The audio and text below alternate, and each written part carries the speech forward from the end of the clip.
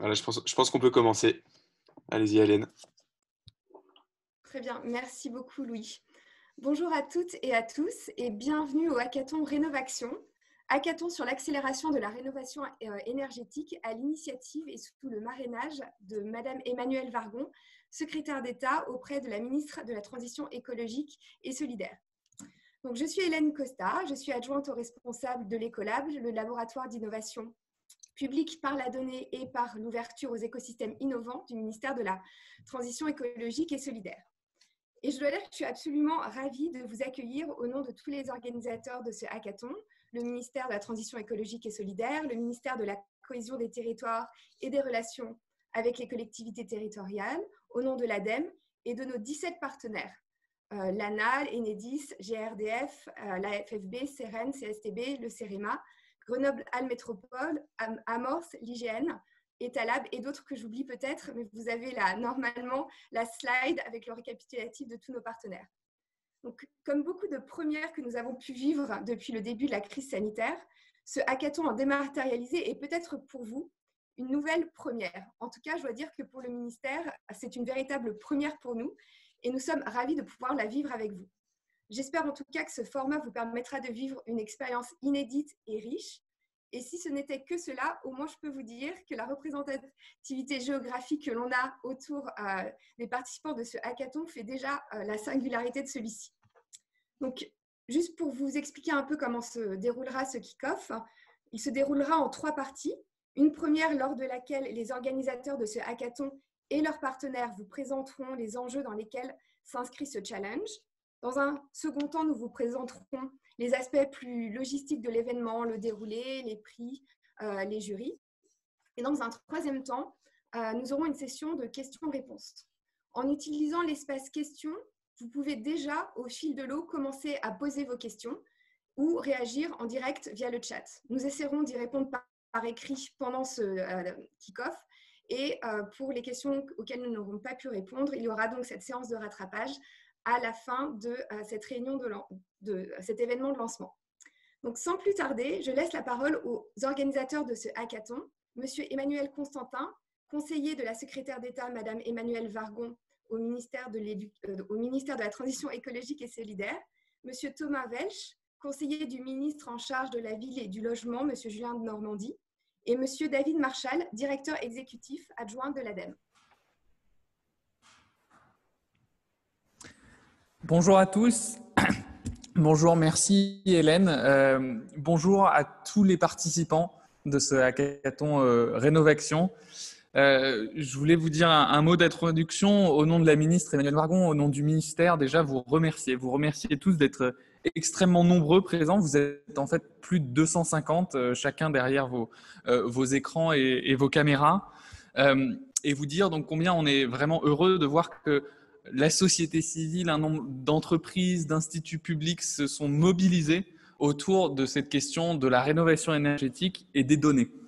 Je crois que ce hackathon, il était prévu initialement fin février. Bien sûr, on a eu une période exceptionnelle qui fait qu'on a dû annuler le format initial.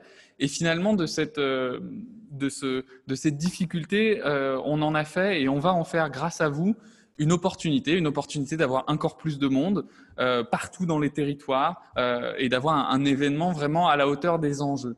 Alors, à la hauteur des enjeux, je crois que vous le savez tous, mais il faut toujours le rappeler, les bâtiments, c'est plus d'un quart de nos émissions de gaz à effet de serre. C'est quasiment la moitié de nos consommations d'énergie. Et on a un gigantesque défi national et collectif devant nous qui est de faire en sorte que tout ce parc de bâtiments, de logements en copropriété, dans le logement social, de parcs de bâtiments publics, d'écoles, de bâtiments tertiaires, privés, tout ce parc arrive à un niveau basse consommation d'ici 2050. Alors 30 ans, ça peut paraître long, mais quand on sait qu'il y a 30 millions de logements en France, finalement, ça peut paraître aussi très court. Très court parce qu'il va falloir investir énormément. Ça, c'est la politique publique qu'on mène conjointement avec le ministère du Logement notamment, et et le ministère dirigé par Julien de Normandie, cette politique publique, elle vise à ce qu'on investisse massivement dans la transition énergétique du parc de bâtiments, parce que ça coche énormément de cases. C'est-à-dire qu'au-delà de notre trajectoire climatique, c'est aussi bon pour notre économie, et c'est d'autant plus important en ce moment, et ça sera une question vraiment importante pour la relance, mais c'est aussi bon pour la solidarité nationale, parce qu'on sait très bien que les personnes qui souffrent du froid, du mal logement, sont en général les plus en difficulté, qu'elles supportent des factures énergétiques qui les pénalisent dans leur quotidien, et donc bien sûr écologique, comme je l'ai dit. Donc la rénovation énergétique, on n'a aucun doute, c'est une direction qu'on veut promouvoir, pousser, et dans laquelle on veut investir. Mais investir, et on le fait déjà, c'est plus de l'ordre de 4 milliards d'euros d'argent public chaque année, sans compter les investissements privés. Et quand on met autant d'argent, ben forcément on a un défi qui va avec, c'est un défi de connaissance. C'est-à-dire que finalement, si tout le monde, le privé comme le public, veut aller dans cette direction, ben, il faut savoir dans quelle direction aller, comment compter, être à l'aise avec la performance de ce qu'on fait. Et de ce point de vue-là, je crois qu'il faut être assez lucide et se le dire honnêtement, la rénovation énergétique, on ne sait pas grand-chose. On a des idées, des ordres de grandeur, mais fondamentalement, les données et la connaissance sur ce sujet restent encore à l'âge de pierre. Alors l'âge de pierre, on n'en est pas sorti faute de pierre, on est sorti parce qu'on a trouvé autre chose, et cette autre chose, c'est quand même fondamentalement les données et tout ce qu'on sait en faire maintenant. Donc il faut passer à l'âge de la donnée pour la rénovation énergétique, et c'est pour ça que vous êtes là, parce que ce défi immense vous intéresse. Donc on en a besoin, on a besoin de vous, on a besoin de tous. Bien entendu, il y a un travail déjà qui est mené en interne au ministère de l'écologie, au ministère de la cohésion des territoires, pour que nos statisticiens puissent finement mieux connaître le parc, son état et ce qu'on y fait. Mais on sait très bien, on en est très conscient, que ça, ce sont les besoins des politiques publiques. Mais au-delà de ça, il y a le besoin de tous les acteurs privés. Il y a aussi tout ce que vous pouvez apporter en termes d'innovation, de solutions intelligentes, malines, qui font appel à toutes les variables possibles et inimaginables. Ce défi, il a l'air comme ça incommensurable, et on pourrait se dire finalement ça a l'air impossible, on va laisser juste l'État faire dans son coin. En fait, je crois que fondamentalement, il y a une place pour l'initiative privée qui est gigantesque. Et on a essayé d'identifier en amont de ce hackathon, grâce notamment au premier travail qu'on a pu faire avec beaucoup d'entre vous fin décembre, on a identifié 5 grands défis qui vont être les défis de ce hackathon, pour lesquels on a envie que vous proposiez les meilleures solutions, les plus pertinentes, les apps, les algorithmes, les preuves de concept. Et ces 5 défis sont les suivants. On en a un, finalement, c'est est-ce que les travaux, quand on les fait, ça marche ? C'est-à-dire, à la fin, est-ce que le ménage diminue ses factures énergétiques ? Est-ce que l'entreprise qui a rénové ses bureaux s'y retrouve dans sa consommation ? Quelle est l'efficacité réelle de ces travaux ? Bien sûr, on a beaucoup d'idées et heureusement, on a quelques ordres de grandeur, mais là encore, il y a probablement des indicateurs très avancés qu'on pourrait obtenir grâce à tout ce que vous pourrez proposer et qui seront utiles à tout le monde, c'est-à-dire à celui qui paye les travaux, à celui qui les fait pour montrer qu'il en fait de bons et à la puissance publique qui, par ailleurs, les soutient. On a un deuxième grand défi qui est finalement de mieux comprendre comment les ménages déclenchent des travaux, ce qu'ils font, où ils vont, quel guichet d'aide, qui ils appellent, ce qui se passe dans la vraie vie au fond. Parce que là encore, que ce soit les acteurs nationaux comme nous, mais même aussi les collectivités locales qui font beaucoup de choses et qui font beaucoup de dispositifs, on a parfois tendance à penser des moules uniques où du moins on crée des parcours, on sait qu'ils marchent parfois très bien, mais ça ne veut pas dire qu'il ne pourrait pas marcher mieux, et ça ne veut pas forcément dire qu'on appréhende toute la réalité de ce qui se passe dans le parcours du ménage. Et mieux connaître ce parcours, c'est aussi l'améliorer, c'est aussi proposer plein de services qui ne sont pas du tout du ressort de la puissance publique, mais qui peuvent aider un ménage à déclencher de meilleurs travaux, plus tôt, moins chers, comparer des offres. Et donc le parcours des ménages, c'est vraiment quelque chose qui est assez fondamental si on veut progresser dans la voie qui est la nôtre. Le troisième défi, c'est l'évaluation du coût des travaux. Parce que là encore, on le sait, pour une entreprise comme pour un particulier et même pour une collectivité, dès qu'elle engage des travaux, c'est compliqué, c'est technique. Et une des premières questions, c'est est-ce que c'est pas trop cher ? Est-ce que je me fais pas avoir ? Ou au contraire, ça a l'air finalement très bon marché, est-ce que c'est bien ? Et cette incertitude sur les prix, elle est normale, mais là, on est dans un domaine particulièrement technique et où finalement, on ne s'est jamais posé la question d'être capable de fournir à ceux qui veulent rénover et aux acteurs de la rénovation des données un peu fiables et un peu pertinentes sur ce sujet-là. Et là encore, elles profiteront à tout le monde et à toute la chaîne. Le quatrième défi, c'est aussi de tout simplement mieux caractériser le parc. Mieux caractériser le parc, c'est savoir où sont les passoires, savoir si elles sont très concentrées à un endroit, savoir qui les possède, savoir si elles ont récemment, s'il y a eu des rénovations récentes à un endroit ou un autre. Et pourquoi ça permet là encore de cibler, de mieux comprendre la dynamique. Ce ciblage, il est profitable à tous, et j'y reviendrai pas, mais toute la chaîne, là encore, a intérêt à mieux savoir où est-ce qu'on consomme, où est-ce qu'on ne consomme pas, quel est le parc vétuste. Est-ce que là, il a besoin d'une grosse réhabilitation très lourde, qui fait appel d'ailleurs à autre chose que de la rénovation énergétique, ou est-ce qu'au contraire, on se contente de quelques petits gestes ou de l'optimisation des consommations pour arriver, in fine, à cet objectif qu'on a tous pour le parc en 2050 ? Et justement, je le mentionnais à l'instant, le cinquième défi, et je laisserai peut-être le cabinet du ministre du Logement y revenir plus, c'est que finalement, la rénovation énergétique, on voit bien, c'est une direction qui est bénéfique à tous, mais qui, très souvent, pour des ménages comme pour des entreprises, doit pouvoir s'inscrire dans des rénovations plus globales qui répondent aussi à d'autres besoins. Et la compréhension de cette manière d'embarquer ou non la dimension énergétique, pour être très clair, elle est encore approximative. Là encore, le terrain nous documente tous, mais on manque de données. Donc, vous l'aurez compris, ces 4 grandes briques, elles sont finalement assez fondamentales pour qu'on puisse avancer dans un univers qui soit plus dynamique, qu'on comprenne mieux, qu'on connaisse mieux, et pour que tout l'investissement qu'on y met, qu'on va y mettre et qu'on compte même accélérer dans les mois et dans les années à venir, soit vraiment au service de l'ambition à la fois économique, énergétique et sociale, qui est celle de la rénovation énergétique. Donc, de tout ça, de ces défis qu'on vous propose, là, nous, on attend forcément votre créativité, qui sera récompensée par des prix qui viendront à la fin de ce concours et que la ministre Emmanuelle Wargon sera ravie de pouvoir vous remettre. On attend de votre travail des étincelles et que de ces étincelles naisse, on l'espère, une flamme qui pourra alimenter le grand feu du défi qui est le nôtre, qui est la rénovation énergétique des bâtiments. Et donc, pour tout ça, j'aimerais vous remercier.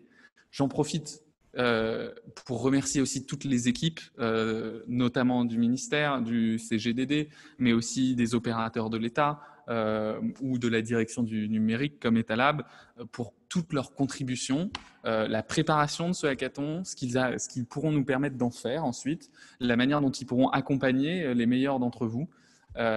Donc, tout cet effort collectif, vous voyez, il est au service d'une grande ambition. Et donc maintenant, il n'y a plus qu'à jouer avec les données. Très bon hackathon.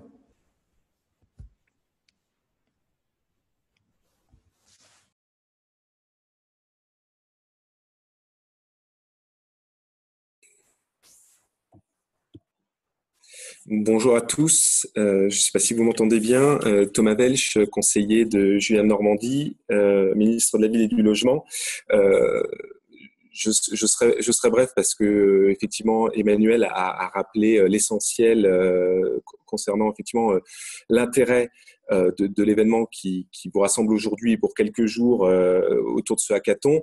C'est évidemment une action qu'on soutient et qu'on soutient fortement parce que évidemment la question de la donnée et nous et le ministre du Logement a eu l'occasion souvent de le rappeler et un sujet extrêmement central pour justement mieux connaître, mieux piloter la politique de rénovation énergétique. Comme il le dit souvent, on a une forte maîtrise du nombre de logements qu'on construit chaque année.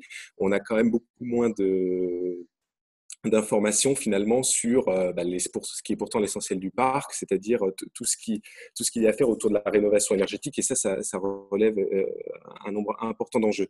Peut-être juste en quelques mots d'introduction, vous vraiment remercier de cette initiative qui finalement a contribué à un certain nombre de choses, puisque je comprends qu'il y avait déjà eu une data session en décembre, et puis qu'il y a d'ailleurs eu d'autres occasions aussi de travailler sur ces données, et je me souviens qu'effectivement, il y en a eu il y a quelques années qui avaient permis d'avancer grandement dans la connaissance, effectivement, de territorialiser de la performance énergétique du parc.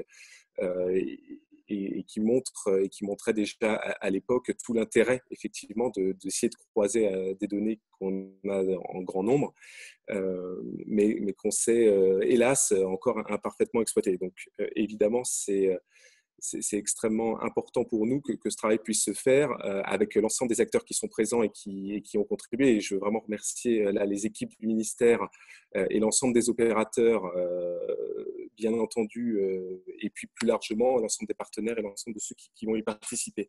Je voulais simplement insister sur 3 points brièvement qui sont effectivement au cœur des enjeux du ministère. C'est que fondamentalement, cette politique de rénovation énergétique et les travaux que vous allez faire, ils répondent à un certain nombre d'enjeux que nous, on a. Le premier, c'est celui de concrètement baisser les factures des occupants et le défi qui consiste à mesurer l'impact des travaux réalisés sur les factures d'énergie est extrêmement important parce que, évidemment, la rénovation énergétique vise à faire des économies. Ces économies se traduisent-elles concrètement dans les faits? C'est, je pense, quelque chose d'important. Et est-ce qu'il faut qu'on intervienne sur ce point, aussi sur la manière dont on consomme l'énergie, dont les ménages consomment l'énergie. Je crois qu'on en est assez convaincu et de pouvoir mesurer effectivement la vraie efficacité des gestes et comment est-ce qu'on doit pouvoir intervenir plus largement sur la consommation des ménages est essentiel. Enfin, les 2 derniers points que je voulais soulever, c'est qu'effectivement pour nous, ce qui est important pour réussir la transition énergétique et la rénovation des logements, c'est vraiment partir de l'usage, de ce dont ont besoin les gens pour faire en sorte qu'effectivement les travaux de rénovation se fassent. Et je crois qu'à la fois le défi qui porte sur l'identification du parcours des ménages dans le cadre de la rénovation est important pour avoir vraiment un retour d'expérience de concrètement comment ça se passe sur le terrain pour mieux concevoir nos politiques publiques. Et ensuite, le fait de penser la rénovation énergétique dans un ensemble, c'est-à-dire finalement quel est le besoin des gens qui n'est pas forcément au départ de la rénovation énergétique, mais peut-être de la qualité de l'air intérieur, de la remise aux normes, etc., pour embarquer au-delà de la rénovation énergétique. Je crois que c'est extrêmement important pour la réussite de notre politique et pour faire des économies d'énergie. Et enfin, je crois que le dernier point sur lequel je voulais insister, c'est le fait que ces données qu'on met à disposition, ce travail qui est fait, il est utile à tout le monde. Il est bien sûr utile à l'État, mais il est aussi extrêmement utile aux collectivités territoriales.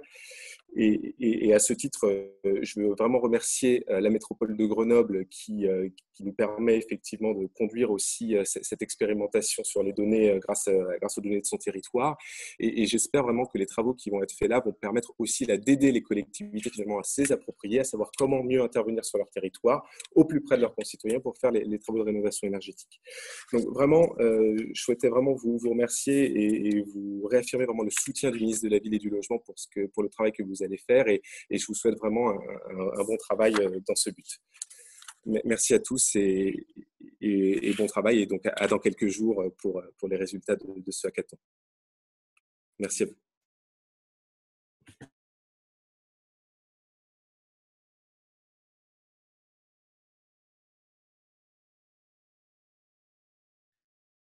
Oui, David, êtes-vous disponible pour intervenir? Oui, tout à fait. Bonjour à tous. Est-ce que vous m'entendez? Oui. Bonjour à tous. Donc, je suis David Marchal, directeur exécutif adjoint de l'expertise et des programmes à l'ADEME et j'ai la joie, après Emmanuel Constantin et Thomas Welch, d'introduire ce hackathon. Alors, l'ADEME, on est bien évidemment très concerné par les sujets de la rénovation énergétique en tant qu'opérateur pour le ministère de la Transition écologique et solidaire. Parmi les enjeux qui ont déjà été cités, je voudrais revenir juste sur quelques-uns. La rénovation, c'est un défi énorme pour atteindre la neutralité carbone 2050. Il y a de multiples enjeux et parmi les projets qu'on a commencé, qui ont été déposés, on voit que de nombreux de ces projets cherchent à adresser les enjeux qui ont déjà été cités, pas tous. Enfin, moi, j'en identifie quelques autres, notamment autour des artisans, de leurs compétences, de leur regroupement, la confiance vis-à-vis de ces artisans. Donc, il y a sans doute dans les données qu'on met à disposition aussi des choses à faire par rapport à ça. Les coûts, les financements et les aides publiques, tout ça, ça a déjà été bien traité. Il y a aussi des questions autour des motivations qui ont été données, l'argumentation, quel argument concernant le confort, concernant éventuellement la valeur verte des logements, au-delà des économies financières et des économies d'énergie. Et puis, il y a aussi sans doute des projets qui vont essayer d'accompagner les pouvoirs publics pour que localement, ils puissent mieux cibler les aides qu'ils vont apporter. Donc, on voit là, parmi les nombreux projets qui ont été déposés, que déjà un certain nombre cherchent à traiter ces sujets-là et c'est très bien. Alors, nous, à l'ADEME, on est particulièrement impliqués dans ce hackathon sur le défi sur les coûts de la réno, dans le but de trouver de bonnes façons de diffuser cette information aux ménages pour les aider à s'engager dans des travaux. Enfin voilà, on va être pilote de l'organisation de ce défi. On met à disposition un certain nombre de données. Donc j'en cite quelques-unes: l'Observatoire des diagnostics de performance énergétique, notre base de données sur les dispositifs d'aide, qui sert notamment à faire l'outil Simuled, une base de données sur les coûts des travaux de rénovation, l'annuaire des professionnels reconnus garants de l'environnement, puis également les données d'une enquête quinquennale sur les consommations d'énergie des communes. Donc tout ça, ce sont des données qui sont disponibles pour ce hackathon. Ça s'inscrit de façon plus générale dans une démarche de valorisation des données de l'ADEME qui essaye, depuis quelques temps, de massifier la démarche open data, comme beaucoup d'opérateurs. Hein. On a une structure Ecolab également à l'ADEME qui est différente de celle du ministère, mais qui cherche à valoriser un certain nombre de données. Et on voit qu'actuellement, il y a un certain nombre de succès autour des données, par exemple sur l'affichage environnemental de l'alimentation au travers d'une base de données qu'on va progressivement rendre public sur les impacts environnementaux de l'alimentation, et des opérateurs comme Yuka, comme Marmiton qui pourront valoriser en partie ces données. Donc c'est quelque chose qu'on voudrait répliquer dans le domaine du bâtiment et plus généralement. On a donc une démarche d'ouverture des données. Aujourd'hui, sur le site Open Data de l'ADEME, il y a plus de 50 jeux de données qui sont disponibles sur le bâtiment, sur les déchets, sur la base carbone, hein, donc les émissions de gaz à effet de serre. Et pour la première fois aujourd'hui, on met à disposition la base donc des diagnostics de performance énergétique complète pour ce hackathon. Donc elle a été mise en ligne il y a quelques heures. Donc vous allez pouvoir bénéficier de ces données toutes fraîches pour réaliser vos projets. Alors les suites à donner pour ne pas être trop long, les suites à donner pour nous, c'est qu'au-delà du hackathon, donc qui va durer donc quelques jours, hein, comme ça a été dit, nous on souhaite accompagner les projets dans la durée. On va organiser avec un grand nombre de partenaires à l'automne 2020 un concours qui s'appelle DataBat. Et vous êtes invité à y participer. Hein. Ce sera sur un temps plus long, de l'ordre de quelques mois. Et l'idée de DataBat, c'est d'accompagner les projets pour en faire des outils utilisables. Il y aura 2 phases à ce projet-là, à ce concours. Une phase 1 de sélection des candidats sur la base de leurs compétences et du descriptif de leur projet. Et une phase 2 de réalisation et de sélection des lauréats. Et à l'issue du hackathon, donc, le coup de cœur ADEME et le lauréat du hackathon bénéficieront d'une présélection pour la phase 1 de ce concours DataBat pour l'automne 2020. Voilà, donc j'espère qu'on vous a donné envie, et c'est vrai qu'on est assez curieux de voir ce qui va ressortir de ce hackathon. Je pense qu'il y a de belles pépites qui vont en sortir. Bon courage à vous et puis bon développement. Merci beaucoup, Monsieur Marchal. Merci, Monsieur Constantin et Monsieur Welch. Je pense que déjà, ces 3 premières présentations vous montrent à quel point l'engagement des partenaires se fait à haut niveau, et à quel point la rénovation énergétique fait partie des grandes priorités du gouvernement. Ça a été rappelé, hein, les enjeux sont énormes. C'est 20% des émissions de gaz à effet de serre de la France. Comme l'ont rappelé chacun des intervenants, si on veut atteindre la neutralité carbone, il faut s'attaquer à ce défi. Et donc, on est ravis que vous vous attelez à cette tâche avec nous et que vous puissiez réfléchir à des solutions innovantes qu'on pourra implémenter par la suite. Donc là, c'était pour les grands enjeux. Comme vous le savez, la question qu'on peut se poser aussi, mais concrètement, la rénovation énergétique, comment ça se passe sur le terrain? Et donc, nos partenaires ont quelques réponses pour vous. Comme vous le voyez, je vous l'avais déjà indiqué, on a 17 organisations qui sont partenaires avec nous de ce hackathon. Malheureusement, on ne va pas pouvoir tous leur donner la parole parce que sinon, on sera encore là ce soir et je pense que vous avez tous envie de commencer à taper sur vos claviers et à trouver vos équipiers. Donc, on ne va donner la parole qu'à 3 partenaires, mais surtout, ne vous inquiétez pas. Chacun des partenaires a mobilisé des mentors qui seront à votre disposition pendant le hackathon pour lesquels vous pourrez poser toutes les questions auxquelles on n'aura pas pu répondre, nos partenaires n'auront pas pu répondre pendant les 3 prochaines interventions. Donc, je vais donner la parole à Monsieur Emmanuel Accardi, sous-directeur de la qualité et du développement durable à la Direction générale de l'aménagement, du logement et de la nature, puis à Monsieur Luc Mathis, directeur délégué au numérique du CEREMA. Et enfin, nous aurons une vidéo de Madame Hélène Paimboeuf, directrice de la transition énergétique de Grenoble-Alpes Métropole, qui malheureusement n'avait pas pu se libérer pour être en direct avec nous, mais qui vous a enregistré un message. Donc, Monsieur Accardi, je vous laisse la parole. Oui, bonjour à tous. Écoutez, je suis également très heureux d'être avec vous pour l'ouverture de ce hackathon. Je vais finalement être dans la continuité des 3 interventions précédentes pour vous montrer, si besoin en était, de l'importance de ce sujet de la rénovation énergétique des bâtiments dans notre activité, nous, à la DHUP. Alors, nous, on a une activité avant tout, d'abord réglementaire, législative et réglementaire.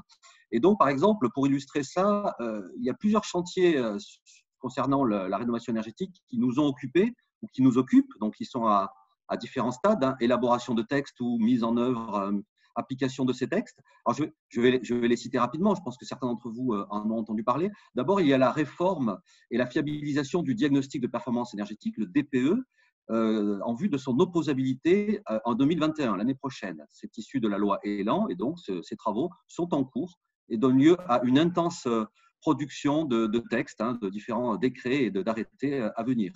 Ensuite, il y a plusieurs textes qui sont liés à la loi énergie-climat de 2019 et qui visent notamment à aller vers la rénovation des logements les plus énergivores, hein, ce qu'on appelle les passoires énergétiques, avec toute une série de mesures qui s'échelonnent à partir de maintenant jusqu'en 2028 au fin finalement de rénover et donc de supprimer du parc de logements ces passoires énergétiques.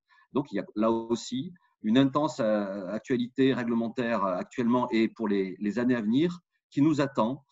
Ensuite, il y a également la notion nouvelle d'un critère de performance énergétique chiffré, donc directement lié au DPE, pour caractériser la décence. C'est-à-dire qu'aujourd'hui, un logement décent, voilà, il y a un certain nombre de critères qui font qu'un logement est déclaré décent, et bien, il va y avoir un nouveau critère lié à la performance énergétique. Et donc, évidemment, ça a un lien direct avec les questions de rénovation. Et ça aussi, c'est un texte qui est en cours et qui est lié à la loi énergie-climat.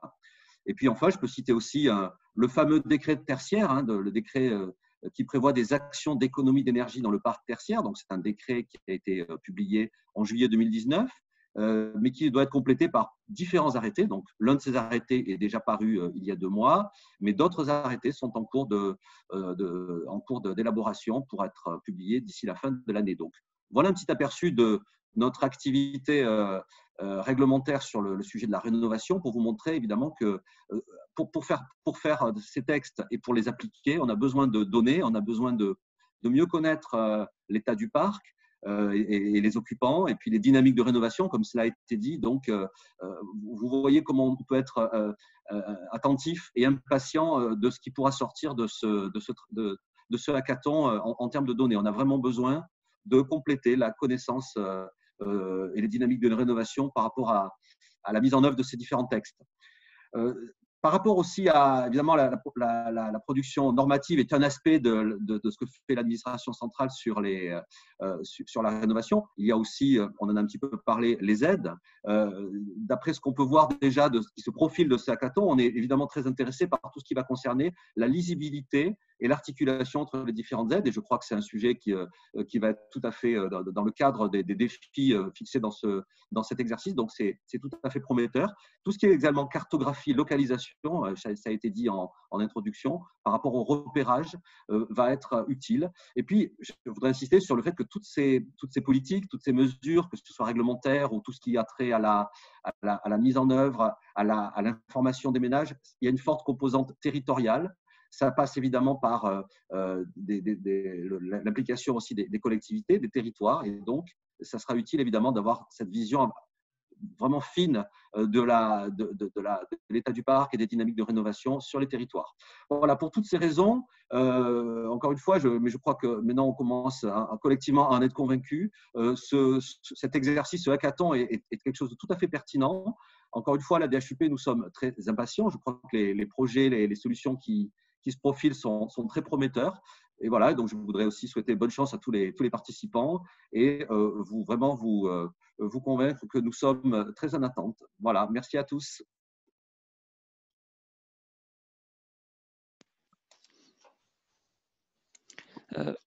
Bonjour à tous, j'espère que vous m'entendez aussi. Je suis Luc Mathis, directeur délégué au numérique du CEREMA.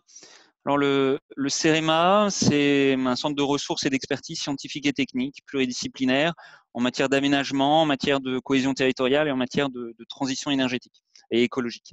Il apporte son concours à l'élaboration, la mise en œuvre et l'évaluation des politiques publiques, et le CEREMA, nous intervenons auprès des services de l'État, des collectivités, mais aussi des entreprises pour développer, expérimenter et diffuser des solutions innovantes dans de nombreux domaines, et notamment celui du foncier et du bâtiment. Et nous sommes très heureux d'être ici. Je suis très heureux d'être ici et d'être partenaire de ce hackathon. Le CEREMA fournira des données. Nous viendrons avec des mentors métiers de haut niveau pour vous accompagner, pour accompagner les participants. Nous participerons au jury et nous proposerons un coup de cœur dans le cadre d'une démarche d'innovation que nous sommes en train d'initier. Et nous avons aussi au sein du CEREMA quelques participants du hackathon, quelques spécialistes de la data au sein des équipes.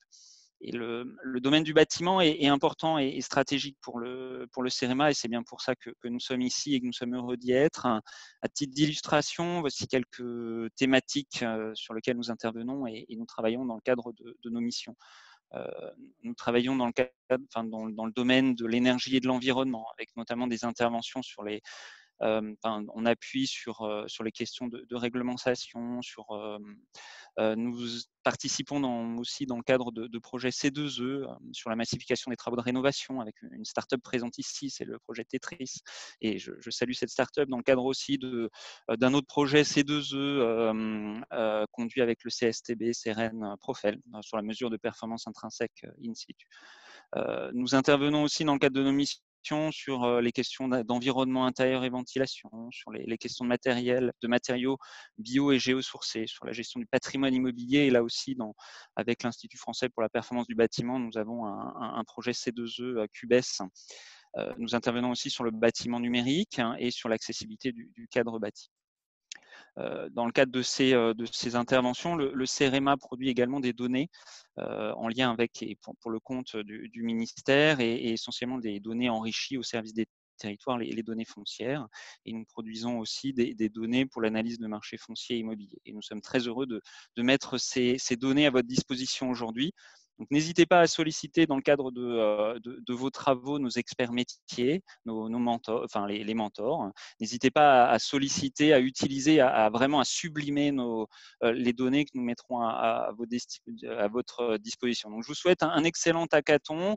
Bon courage à tous les participants, à vous les magiciens de la donnée. Donc, faites-nous rêver avec des beaux projets et surtout des effets waouh, toujours au service des ambitions de la rénovation énergétique qui ont été rappelées par tous les orateurs précédents. Et le CEREMA sera très heureux d'accompagner, bien sûr, les lauréats, encore plus le coup de cœur CEREMA. Donc, bon hackathon, bonne semaine et faites-nous rêver. Merci beaucoup, Luc. Donc maintenant, nous allons pouvoir écouter le message de Madame Hélène Poinbeuf de Grenoble-Alpes Métropole. Je sais qu'un de ses collaborateurs, Florent Gesmont, est avec nous. Donc, si vous aviez des questions sur les données spécifiques de la métropole ou sur son implication, n'hésitez pas à les poser dans le chat ou en questions-réponses à la fin de cette séquence.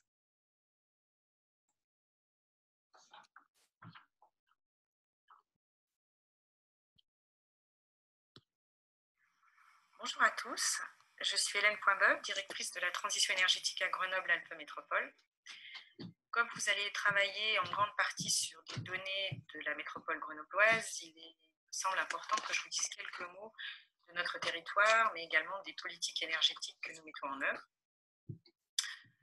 Donc, la métropole de Grenoble, c'est 49 communes, 450 000 habitants, et nous sommes métropole depuis 2015. Nous avons adopté en 2017 un schéma directeur énergie avec des objectifs ambitieux en matière de diminution des consommations énergétiques, puisque nous devrons diminuer ces consommations de 22% entre 2013 et 2030, avec des objectifs différenciés selon les secteurs d'activité, moins 19% pour le résidentiel et moins 17% pour le tertiaire. Nous avons mis en place dès 2010 une plateforme de rénovation énergétique que nous appelons Murmure et qui permet aujourd'hui en moyenne de rénover environ 1000 logements par an. Pour vous donner une idée, pour arriver à atteindre les objectifs du schéma directeur, il faudrait que nous passions le plus rapidement possible à 2500 logements par an, c'est-à-dire qu'il faudrait qu'on multiplie par 2,5 le dispositif actuel qui est déjà l'un des plus ambitieux au niveau national. Il en est de même pour les autres bâtiments, que ce soit la maison individuelle, le logement social ou le tertiaire, où là aussi, il faut que nous allions plus vite en matière de rénovation et que nous massifions davantage les rénovations réalisées sur le territoire. Or, pour cela, il faut constater qu'aujourd'hui, nous avons peu accès à la donnée énergétique. Nous n'avons pas, par exemple, la possibilité de cibler par des actions de communication les bâtiments les plus énergivores, puisque nous ne connaissons pas ces bâtiments. Et nous avons aussi beaucoup de mal à évaluer la qualité des rénovations qui sont entreprises sur le territoire en comparant les consommations énergétiques avant et après travaux, puisque là aussi, nous n'avons pas accès à ces consommations énergétiques. Donc, nous le faisons, soit par un travail fastidieux de récolte des consommations énergétiques en allant récupérer ces informations logement après logement, ou en mettant en place du monitoring, ce qui est relativement coûteux et ce qui prend beaucoup de temps en matière d'installation. Donc ces données énergétiques, aujourd'hui, nous en avons. Elles nous sont fournies essentiellement par les GRD, donc les gestionnaires de réseaux de distribution, qui sont Enedis, GRDF ou Greenalp, qui est l'établissement local de distribution pour la ville de Grenoble. Mais ces données, nous les avons soit à l'IRIS, et ce niveau territorial ne nous permet pas de cibler les bâtiments énergivores, par exemple. Ou alors, nous commençons depuis environ 2 ans à avoir des données au bâtiment, mais nous n'arrivons pas à faire le lien, à associer ces bâtiments à des parcelles du territoire, ce qui nous permettrait de croiser avec les autres bases de données et donc d'avoir des informations très précieuses sur ces bâtiments et notamment de repérer la précarité énergétique. Donc tout ça pour dire que nous utilisons finalement peu ces données énergétiques pour nos politiques, alors que nous avons des marges de progrès importantes dans le domaine. Et je rêve parfois de pouvoir avoir les mêmes outils que nos collègues suisses. Je pense aux villes de Genève ou de Lausanne, qui ont des systèmes d'information géographique très performants, sur lesquels ils peuvent avoir accès à la consommation énergétique des bâtiments par un simple clic et également connaître les énergies qui sont utilisées pour chauffer ces bâtiments. Donc, ce sont des outils qui nous seraient précieux et qui permettraient de nous faciliter notre tâche de massification des politiques de rénovation énergétique, mais aussi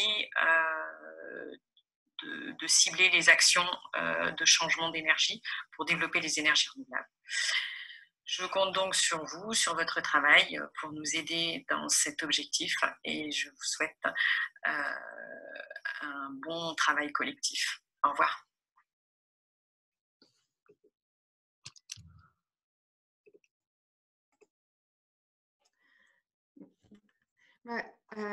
Oui, effectivement, comme vous avez pu le voir, on a la chance de pouvoir faire ce hackathon qui ne soit pas hors sol en utilisant les données mises à disposition par Grenoble-Alpes Métropole. Et donc, véritablement, ce hackathon est vraiment un hackathon aussi de terrain. Et ça, je sais que pour des hackers qui travaillent sur la donnée, c'est important de savoir que ces données recoupent des réalités tangibles sur le terrain. Donc maintenant que l'on a présenté les enjeux, je pense que vous êtes absolument convaincus que le challenge n'est pas petit, celui que nous proposons. Et donc, c'est pour ça qu'on est vraiment ravis de savoir que vous êtes aussi nombreux à vouloir vous attaquer à ce challenge. Actuellement, on a plus de 280 inscrits et plus de 30 projets. Alors, pour ceux qui nous regardent en direct et qui ne sont pas encore inscrits et qui sont motivés pour passer du temps la semaine prochaine pour résoudre ou apporter des nouveaux outils ou prototypes ou solutions à cette problématique, n'hésitez pas à vous rendre sur le site internet dont vous voyez l'URL au bas de cette slide. Donc maintenant, on va passer à la partie un peu plus terre à terre, vraiment logistique du hackathon. Alors, tout d'abord, les défis. Alors, Emmanuel Constantin vous les a vraiment présentés de façon très globale, avec beaucoup de détails. Donc, je vais vraiment passer rapidement, juste pour vous rappeler que globalement, il y a 3 challenges clés qui nous intéressent pour ce hackathon. Un premier pack de 3 défis, qui sont les 3 premiers défis et qui touchent vraiment au geste de la rénovation énergétique et comment faire pour qu'il soit déclenché et comment faire pour qu'il soit plus efficace. Un 4e défi qui tourne autour de la caractérisation des parcs immobiliers. Et un 5e défi qui est vraiment intégrer la rénovation énergétique dans les dynamiques de rénovation globale, voire de réaménagement du territoire. Une question que vous pouvez avoir, quel est le champ d'application? Est-ce qu'on parle plutôt du parc immobilier résidentiel, du parc immobilier tertiaire, du parc immobilier de l'État? Sachez que vraiment, c'est à vous de choisir ce sur quoi vous voulez travailler. Les données sont ouvertes. Il y a de plus en plus de données également en open data qui ont été ouvertes très récemment sur les données du tertiaire et sur le parc immobilier de l'État avec lesquels, je pense, vous allez vraiment pouvoir vous amuser et rentrer en profondeur dans chacun de ces défis. Donc, après les défis et après que vous ayez travaillé la semaine prochaine, les résultats de vos travaux et de vos prototypes seront revus par plusieurs jurys en fonction des défis auxquels ils se rattachent.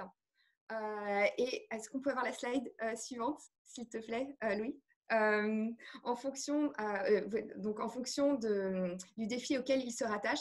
Alors, on ne peut pas présenter tous les jurys parce qu'on a plus de 20 jurys avec nous, mais vous voyez un petit sample du type de jury qu'on a réuni, que ce soit des experts métiers comme Jonathan Louis, ingénieur bâtiment durable ADEME, ou des experts vraiment de la data, comme Jean-Charles Jorandon, chef data officer de GRDF, ou des personnalités qualifiées, M. Grégoire Frère-Jacques, directeur général adjoint de l'ANA, ou que ce soit aussi un panel issu de la sphère publique, avec le CEREMA, M. Laurent Arnaud, ou bien Alice Deloron, qui est la coordinatrice interministérielle du plan rénovation énergétique, mais également du privé.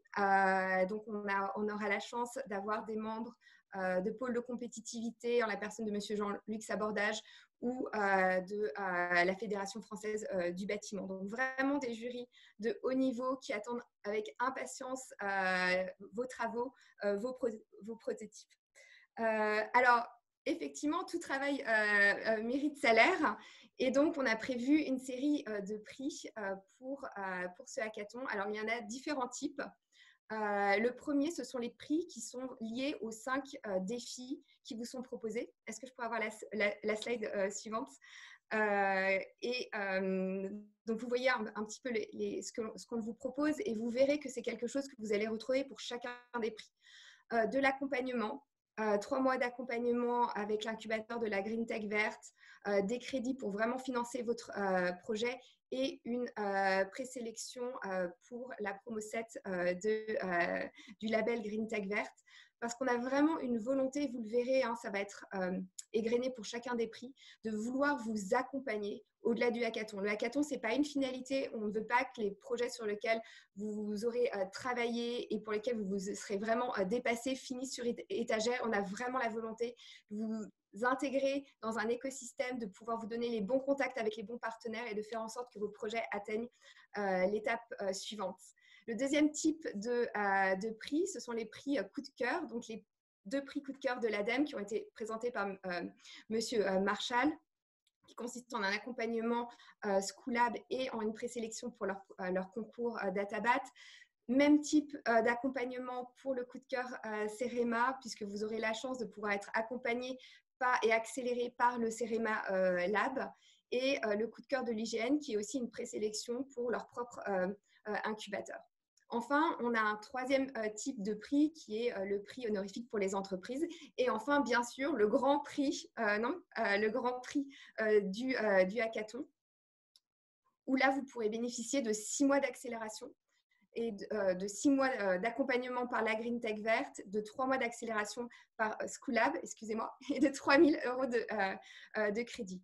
Donc vraiment, nous, ce que l'on veut, c'est que vos projets vivent après le hackathon. Et c'est pour ça qu'on a autant de mentors qui viennent d'autant d'organisations qui seront là vraiment pour vous aider, pour vous donner les connexions aussi après le hackathon, pour pouvoir poursuivre vos travaux, pour pouvoir trouver les sponsors qui vous permettront de continuer.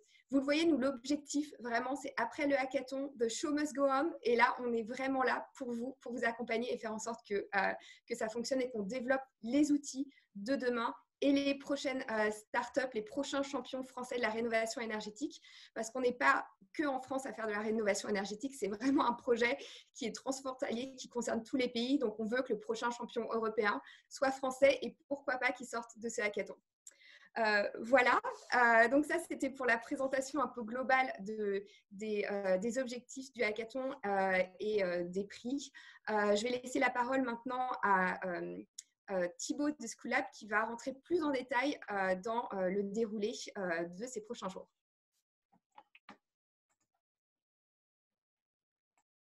C'est bon, vous m'entendez? Merci beaucoup Hélène. Donc comme on le disait, alors j'espère que… Voilà, donc je passe juste sur autre chose. Comme on le disait, une grande importance d'avoir aujourd'hui des projets qui font sens. Et c'est une opportunité pour vous d'être là. Merci à tous d'être présents. C'est une chance d'avoir des mentors de cette qualité. Et en effet, énormément de données sont à votre disposition. Donc, j'ai envie de dire, faites-en bon usage, que ce soit pour venir nourrir votre créativité, faire en sorte que vos projets fassent sens, mais aussi les tester.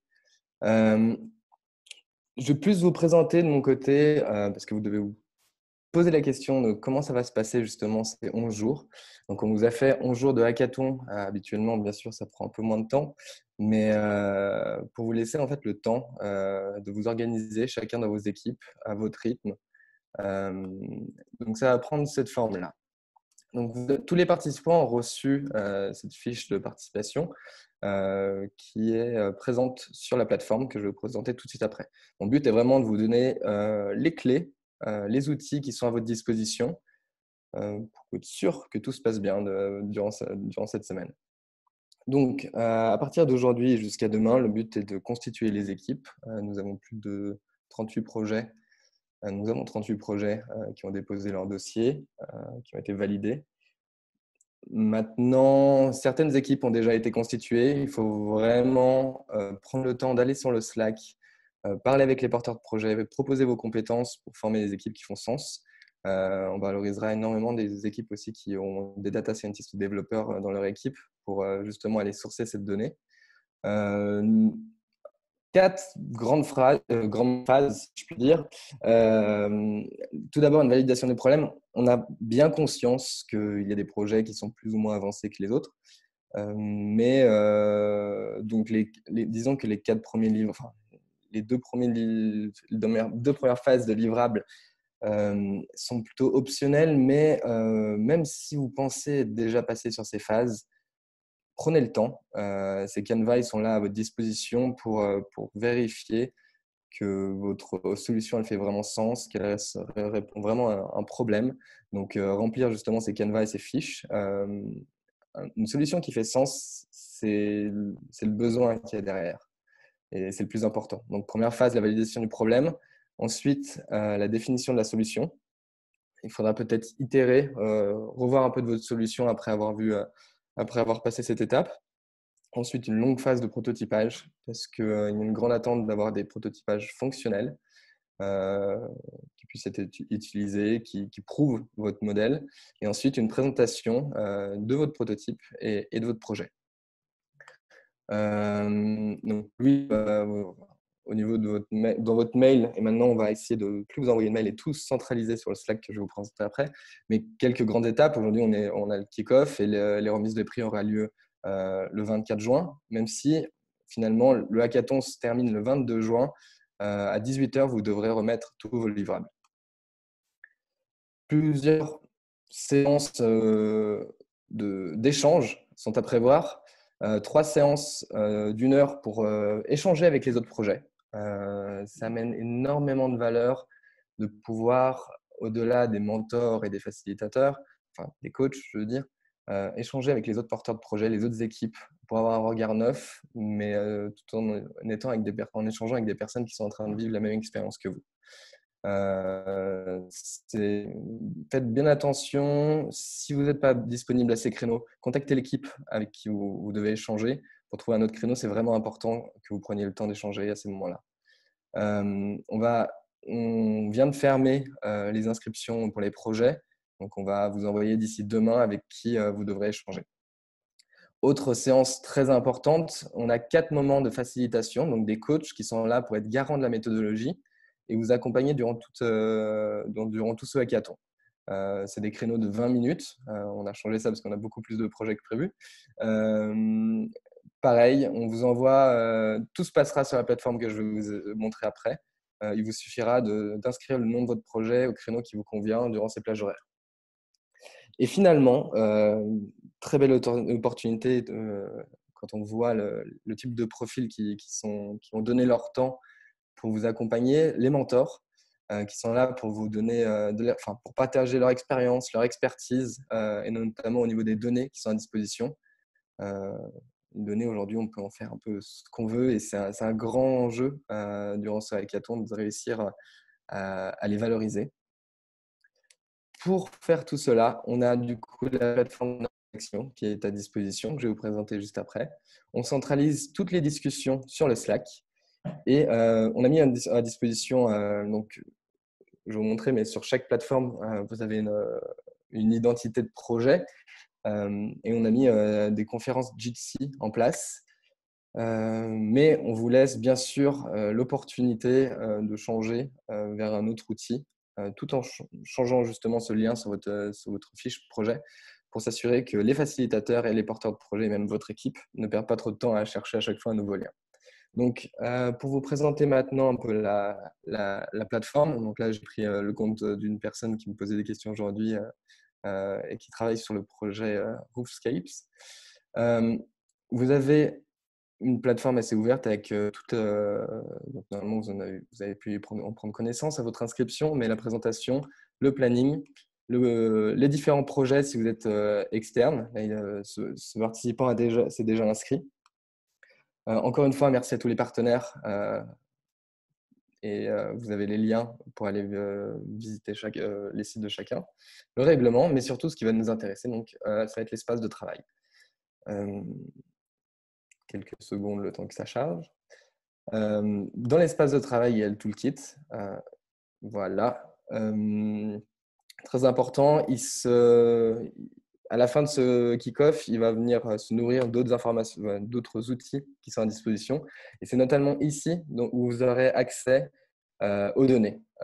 Et Talab a aussi mis à disposition, on va venir nourrir le Slack avec les données, mais tout sera aussi regroupé ici à travers un Airtable, un GitHub qui vous redirigeront vers les données qui peuvent vous intéresser. On a la fiche des participants, tous les canevas. Voilà, ce sera vraiment votre espace de travail. Vous pourrez aller visiter tous les mentors à ce niveau-là. Je je vais éviter de charger. Voilà. Donc, où on voit vraiment les spécialités de chacun et il est possible de prendre rendez-vous avec eux. J'en profite pendant que j'en suis à ce moment-là. Quand vous prendrez rendez-vous avec eux, cela prendra forme d'un Google Sheet pour le moment. Et dans les cases vertes, il vous suffira de noter votre nom d'équipe pour prendre un rendez-vous de 30 minutes avec le mentor de votre choix. Bien sûr, ce document est accessible sur la plateforme. Ensuite, quand vous allez sur votre projet, je vais charger encore 2 minutes, excusez-moi. Bon, ça prend un peu plus de temps que prévu. Mais sur votre projet, vous découvrirez du coup toutes les informations, tous les documents que vous voulez partager avec votre équipe, et notamment le lien vers la conférence audio. Très important, encore une fois, je vous le dis, si vous n'utilisez pas le lien qu'on vous a proposé, de bien mettre le nouveau lien pour que les mentors et les facilitateurs n'aient pas à vous le chercher. Pareil, pour l'inscription des facilitateurs, on est en train de la mettre en place. J'ai un truc qui me gêne. Bon. Voilà, j'ai le truc Zoom qui m'embêtait. Parfait. Pour l'inscription des facilitateurs, même forme. Par contre, c'est des créneaux de 20 minutes. Chaque journée, vous devez avoir un créneau. Il y a plusieurs facilitateurs à votre disposition. Ils vous sont assignés automatiquement. Mais pensez bien à vous inscrire dès ce soir, parce que dès demain après-midi, il y a une session de facilitation et des mentors qui sont déjà disponibles pour échanger avec vous dès demain matin. Finalement, voilà, le Slack, pour ceux qui ne connaissent pas, c'est une messagerie instantanée sous forme de différents canaux. On vous invite énormément à d'ores et déjà à vous présenter. Et surtout, si vous n'avez pas encore une équipe, allez voir dans leur recherche de compétences. Beaucoup de porteurs de projets sont en train d'expliquer leurs projets, notamment aussi des personnes qui n'ont pas trouvé leur projet se proposent leurs compétences. Et c'est là-dessus que le matching pour les inscriptions sera le plus dynamique. De mon côté, j'ai fait le tour. Et je vous remercie pour votre attention.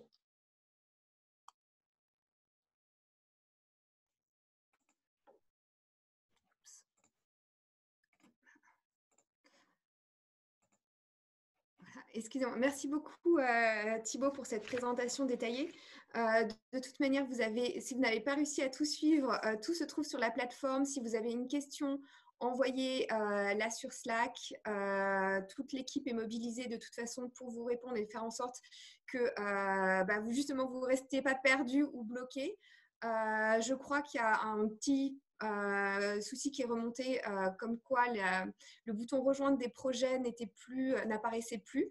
Alors on va remédier à ça. Merci beaucoup de l'avoir fait remonter. Vous avez raison, on peut encore rejoindre les projets jusqu'à demain 14h et on peut encore s'inscrire en tant que participant jusqu'à demain également. Maintenant, sans plus tarder, on va s'intéresser aux données avec une présentation rapide d'Etalab, Mathilde Hoang et Antonin Garonne. Vous le verrez, il y a de l'open data, mais il n'y a pas que ça. Comme l'a déjà dit Monsieur Marchal, tous les DPE vous ont été mis en accès et débloqués pour le hackathon et on a beaucoup de jeux de données en accès restreint qui vous seront ouverts également. Donc Mathilde et Antonin, je vous laisse la parole. Oui, tout à fait. Bonjour à tous. J'espère que vous m'entendez. Tout d'abord, merci beaucoup pour votre participation. On est vraiment très, très heureux de participer à l'organisation du hackathon aujourd'hui. Donc, je m'appelle Mathilde Hoang, je suis en charge de l'Open Data Etalab. Etalab, c'est quoi? C'est une mission qui appartient à la direction interministérielle du numérique et qui a pour objectif de mettre en œuvre la politique de la donnée. Alors, pendant le hackathon, on va parler de mesures d'impact des travaux, on va parler d'évaluation des coûts de travaux, de caractérisation du parc immobilier, donc de beaucoup de sujets. Alors, j'allume ma vidéo, si ça fonctionne. Et tous ces sujets, en fait, ils vont être traités à partir de la donnée. C'est-à-dire que pour chacun des défis, il vous sera demandé d'utiliser les données que nous, on vous met à disposition. Quand je dis utiliser, c'est découvrir les données, c'est les croiser, c'est les exploiter, c'est les intégrer dans des solutions qui sont innovantes. Donc, vous avez bien compris, la place de la donnée et de son exploitation va être au cœur du hackathon et de la réussite de vos projets. Bon, alors, la bonne nouvelle, c'est que depuis plusieurs mois, on travaille avec les différents partenaires pour vous mettre à disposition des données. Donc, parmi les partenaires, il y a des ministères, il y a des établissements publics, mais il y a aussi des collectivités locales, des acteurs privés. Donc, pendant le hackathon, on va avoir deux types de données qui vont être mises à disposition. D'abord, des données qui sont en open data et qui sont directement publiées sur data.gouv.fr. Et ensuite, des données qui, pour des raisons légales, ne peuvent pas être publiées en open data, qui vont être mises à disposition via un serveur sécurisé. Donc, il y aura toutes les informations sur le portail. Ce sera très simple d'accéder à ces données. Alors, je ne vais pas présenter tous les jeux de données qui sont mis à disposition parce qu'il y en a beaucoup, mais rapidement, vous allez pouvoir découvrir des données qui sont à une échelle nationale. Donc, par exemple, les données de l'ADEME et notamment les données de la base de données des diagnostics de performance énergétique qui a été spécialement publiée en open data aujourd'hui. On l'a largement souligné et moi, je tiens à saluer le travail qui a été réalisé par l'ADEME ces derniers mois pour permettre la publication de ces données qui est très, très attendue. Donc, on est vraiment très heureux de pouvoir publier aujourd'hui les données. Il y a également des données du ministère de la Transition écologique et solidaire, notamment la base Citadel qui met à disposition sur le serveur, ou encore des données relatives aux transactions immobilières qui sont mises à disposition par la DGFiP ou le CEREMA. Mais au-delà de ces données nationales, puisqu'on est sur un hackathon qui est sur un territoire donné, on met aussi à disposition des données locales grâce notamment à la métropole Grenoble, donc des données ici du simulateur du système de chauffage, ou encore des données de consommation à la maille adresse du territoire de Grenoble métropole grâce à GRDF et Enedis. Donc, bien sûr, ça, c'est des données qui sont relatives à la transition énergétique des bâtiments. C'est des données qui sont relatives donc, au hackathon. Mais on peut également utiliser d'autres données qui sont publiées en open data sur data.gouv.fr ou encore sur d'autres portails open data qui sont ceux des opérateurs, par exemple l'ADEME ou des portails des collectivités locales. Moi, je vous encourage aussi à découvrir les données du service public de la donnée qui sont disponibles sur data.gouv.fr et qui contient notamment des bases de l'adresse nationale, le cadastre, ou encore le registre des entreprises. Donc, c'est des données vraiment socles qui vous permettront de croiser ces données avec des données plus thématiques et de proposer des services très innovants. Je vais laisser Antonin prendre la parole pour vous présenter les différents outils que vous pourrez utiliser durant le hackathon. Merci Mathilde. Bonjour à tous, Antonin Garonne. Je suis chargé de mission Open Data à Etalab. Donc, on a mis en place plusieurs outils dans le cadre de ce hackathon. Le premier, c'est afin de vous apporter une vue d'ensemble des données qui sont disponibles pour cet événement, ainsi que leurs principales caractéristiques, leur description, leur format, le périmètre géographique des données, etc., mais aussi d'y rattacher de la documentation. On a conçu un inventaire en ligne que vous pourrez retrouver sur le toolkit qui a été présenté, mais également sur Slack, sur la chaîne Help Data. Si vous avez besoin d'un jeu de données que vous ne trouvez pas dans l'inventaire, vous pouvez décrire votre besoin dans un formulaire qu'on a mis en place qui est disponible sur ces mêmes plateformes. Il y a d'autres outils également à votre disposition sur le toolkit, notamment des outils géographiques pour géocoder des données, c'est-à-dire affecter des coordonnées géographiques à une adresse postale, ou encore des outils pour intégrer les références cadastrales à vos applications. Mathilde, je te laisse. Oui, voilà. Donc, nous, notre présence durant l'hackathon, elle sera vraiment assurée durant les 10 prochains jours. On sera évidemment présent sur le Slack. On participera avec Geoffrey Aldebert et moi à des sessions de mentoring. Donc, n'hésitez pas à nous contacter si vous avez besoin de savoir plus sur les données, si vous avez besoin de trouver un nouveau jeu de données que vous n'avez pas, ou en fait, si vous avez tout simplement envie de discuter d'open data, on sera ravis de parler avec vous. Donc, on est vraiment content de participer. On vous souhaite bon courage. N'oubliez pas que c'est un hackathon qui est aussi une opportunité pour apprendre des nouvelles choses, pour rencontrer de nouvelles personnes et surtout pour s'amuser. Donc, amusez-vous bien et je vous souhaite un très bon hackathon. Merci beaucoup Mathilde. Du coup, j'en profite, je te pose une question en direct. Dans le chat, on a la question d'un participant qui nous demande, voilà, est-ce qu'il est possible de proposer des données qui ne sont pas actuellement disponibles, qui ne sont pas actuellement fournies dans le cadre du hackathon? En gros, est-ce que des participants peuvent proposer leur propre jeu de données aux autres participants? Et dans ce cas-là, quel serait le process?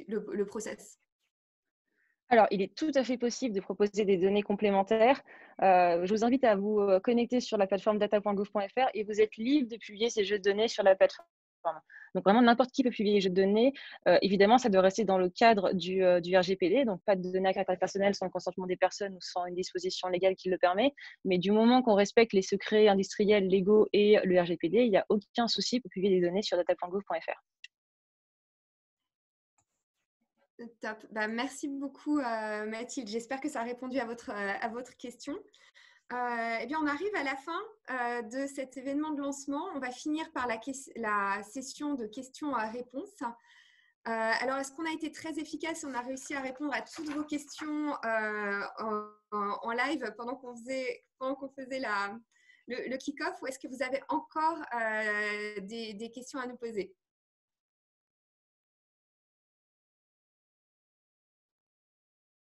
Donc, n'hésitez pas, si vous avez des questions, vous les tapez dans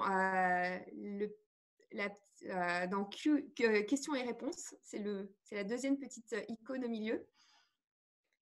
Dans le cas échéant, je vous invite vraiment, si vous n'avez pas des questions tout de suite, Louis et moi et le reste de l'équipe, nous serons vraiment à votre disposition sur le Slack. Donc, n'hésitez pas si tout au long du hackathon, vous avez des questions qui commencent à remonter. Alors c'est des questions pour vous, Louis. Je vous la pose. Que se passe-t-il pour les participants qui ne peuvent pas rejoindre des équipes? Ne vous inquiétez pas, on va prendre soin de vous. Thibaut va vous expliquer. En effet, déjà, normalement, tout le monde peut rejoindre des équipes. Il y a dû avoir un souci avec la plateforme. Merci de nous avoir fait remonter le problème. Notre développeur, il est dessus. Dans quelques minutes, vous pourrez rejoindre à nouveau les équipes. Et si il y a en effet des participants qui n'ont pas d'équipe, on va venir vers vous à la fin des inscriptions, fin de matinée surtout demain, pour savoir si vous voulez créer une équipe ensemble et vraiment partir, à mon avis, ce sera du coup les projets les plus jeunes et en fait échanger entre vous s'il y a une problématique qui vous intéresse et sur laquelle vous voulez travailler ensemble. Merci Thibaut. Alors en fait, la question que je t'ai posée, Mathilde, ce n'était pas exactement la question posée, c'était un peu dans l'autre sens. Ça portait sur les jeux de données qui ne sont pas en possession des équipes, mais qui pourraient être utiles pour finaliser le projet. Alors, je vois que Yannick Pache, vous voudriez répondre à cette question?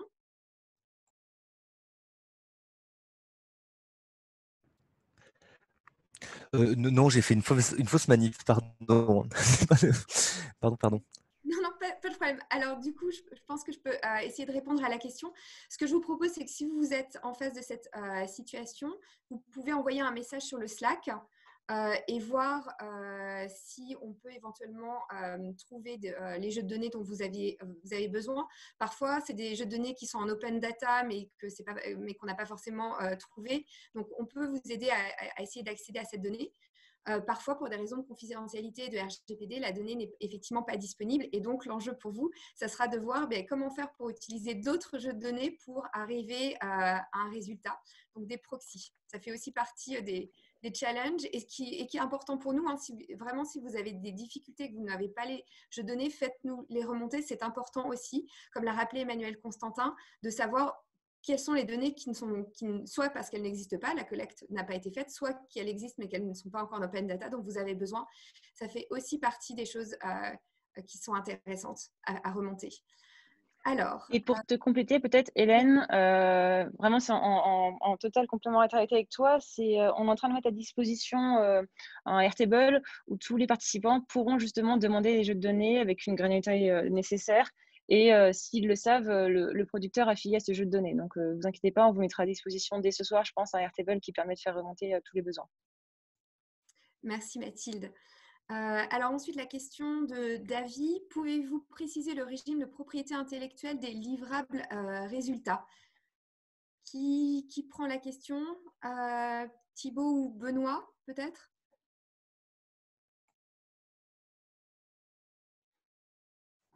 Alors, je peux commencer, mais voilà, Benoît, je vous laisse la main. Voilà. Pardon, oui. Les livrables sont de plusieurs ordres. C'est déjà effectivement une vidéo, mais c'est aussi fournir des éléments sur votre production en termes si vous faites de la data vision, en termes de production, de fital de votre outil de data vision. Si c'est du codage, ce que vous avez codé.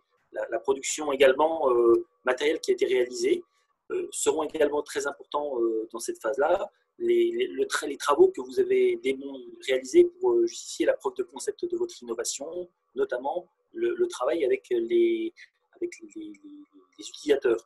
Et ça fait partie des 5 grands critères que vous retrouverez dans le règlement. C'est sur la base desquels les différentes productions seront évaluées. Mais c'est ce qu'a indiqué tout à l'heure Thibaut est important. si on a maintenant 12 jours dans le cadre de ce hackathon, ça nous laisse un peu de temps pour avoir une approche avec des utilisateurs et adapter nos productions aux besoins des utilisateurs. Merci Benoît. Je crois que la question aussi portait sur le régime de propriété intellectuelle des livrables et des résultats, donc des prototypes développés par les participants. Oui, et ça également, on le retrouve également dans le règlement qui est en ligne. Je reviens dans une petite seconde. Vous pouvez répondre à une autre question, Parfait. Comme ça je vous donnerai la réponse précise. Très bien. Écoutez, Benoît, ce que tu peux faire, c'est peut-être répondre. Oui, la poster, effectivement. Oui. Et la poster pour que tout le monde l'ait. D'ailleurs, j'invite aussi les uns et les autres à répondre aussi directement en tapant, parce que je ne pense pas qu'on va pouvoir prendre toutes les questions à l'oral. Donc, je reste sur la partie données. Une question de Clément. Bonjour, à quel moment les datasets dits fermés seront-ils disponibles, Mathilde? Ils le seront dès la fin de cette allocution, il me semble. Bon, donc dans quelques dizaines de minutes. Donc, je reste sur les données. Que doit-on faire si on trouve des anomalies sur des jeux de données? Alors, Etalab est très bien organisé pour faire remonter les anomalies. Je te laisse, Mathilde, répondre. Oui, tout à fait. Alors, n'hésitez pas à faire remonter les anomalies sur le channel Slack. Nous, on fera un travail de consolidation des différentes observations. Et évidemment, on ira soit discuter avec les producteurs de données, soit on essaiera de répondre à vos questions et essayer de comprendre avec vous pourquoi est-ce qu'il y a une anomalie. Dans tous les cas, il n'y a pas un processus automatique de monter en qualité de la donnée, parce que chaque anomalie et chaque jeu de données a ses propres spécificités, mais on sera disponible pour regarder avec vous les jeux de données et vous aider à exploiter mieux la donnée lorsqu'il y a un blocage. J'en profite également pour ajouter que sur le channel Slack, sur le Slack, pardon, il y a un channel qui est justement dédié aux données qui s'appelle help-data, sur lequel vous pourrez poser toutes vos questions et faire remonter d'éventuelles anomalies. Voilà. Alors, je vois une dernière question qui nous est posée. Donc là, c'est votre dernière chance si vous avez une question pour la poser en direct. Sinon, je vous invite à poser la question sur Slack. De Fares, aurons-nous l'occasion de peaufiner le prototype même après l'avoir rendu en préparation du tout dernier livrable? Je vois qu'on a déjà... J'étais parti dans une rédaction. Du coup, tu peux répondre en direct? Oui, bien sûr. Alors, vraiment, la deadline est très importante. Tout d'abord, par souci de rendre ça équitable. Vraiment, à 18h, il faut que toutes les vidéos soient livrées. Je vous conseille vraiment, et même on l'oblige, de rendre aussi ce côté prototype, en fait, une vidéo qui montre comment ça se passe, votre prototype, parce que sinon, vous risquez que les jurys... Vous risquez que les jurys ne comprennent pas votre prototype. Donc, il est mieux de présenter votre prototype. Et puis, en fait, tout simplement, la notation, enfin, en tout cas, la visualisation de tous les livrables va commencer tout de suite après cette deadline des 18h. Donc, on ne pourra pas accepter un prototype par la suite. Merci beaucoup, Thibaut. Je mets juste un dernier mot. C'est une étape prototype au niveau du hackathon, mais bien sûr, je vous conseille quand même, quoi qu'il arrive, continuer à le développer, parce que le but, c'est quand même que votre projet continue par la suite. Oui, je vais mettre en ligne les éléments relatifs aux livrables et leur protection. Donc, tous les livrables sont sous réserve d'intégrer des licences libres. Ils sont protégés par des dispositions en matière de collaboration au sens de l'article du Code de la propriété intellectuelle. Je viens de mettre en ligne les éléments. Donc, les participants sont co-auteurs. Donc, c'est vrai que c'est important qu'il y ait de bonne entente entre les auteurs, entre différents membres des équipes pour qu'effectivement, par la suite, vous puissiez développer ensemble votre prototype après l'événement. Merci beaucoup, Benoît. Bien, écoutez, je crois qu'on est arrivé à la fin des questions pour le moment. J'imagine que vous en aurez beaucoup d'autres au moment où vous commencerez à rentrer dans les données, à discuter avec les mentors métiers pour mieux comprendre les problématiques, pour tester vos hypothèses, les confronter à la réalité, découvrir en faisant parler les données de nouvelles corrélations qui seraient peut-être restées sous le radar jusqu'à présent. Donc vraiment, enfin, le maître mot de ce hackathon, c'est faites-vous plaisir, épatez-nous, challengez-nous, sollicitez-nous. On est vraiment là pour vous pendant ces 11 jours. Et je pense que de toute façon, collectivement, on va tous vers le même but, qui est de arriver jusqu'à cette société neutre en carbone qui nous permettra à tous, à nous et à nos enfants et à nos petits-enfants de pouvoir vivre une vie sur une belle planète qu'on aura réussi à préserver. Donc, merci encore d'avoir assisté à cette réunion de lancement. On est tous très excités de voir ce que vous allez pouvoir faire avec les données qu'on met à votre disposition. Et encore une fois, on est vraiment là pour vous sur Slack, lors des séances de coaching que vous allez pouvoir avoir avec les coachs de Schoolab et les discussions que vous allez pouvoir avoir avec les mentors métiers des organisations du ministère et des organisations partenaires.